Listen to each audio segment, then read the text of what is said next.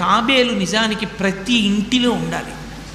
మనకి ఇప్పటికీ దేవాలయాల్లో తాబేళ్ళు ఉంచుతారు.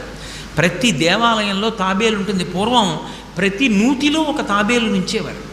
ఎందుకు తాబేటిని ఉంచుతారో తెలుసా? తాబేటి యొక్క దర్శనము మంగళ దర్శనం. తాబేటి వంక చూస్తే మంగళం. అందుకే ఇంట్లో కనీసం తాబేలు బొమ్మ అట్టి ఉంచుకుంటారు. ఉంచుకుని ఒకసారి ప్రయత్నపూర్వకంగా దాని వంక చూస్తారు. ఎందుకు తాబేలు ఇంట్లో ఉంచుకోవాలి అంటే దాంట్లో ఒక రహస్యం ఉంది. దీక్ష అని ఒక మాట.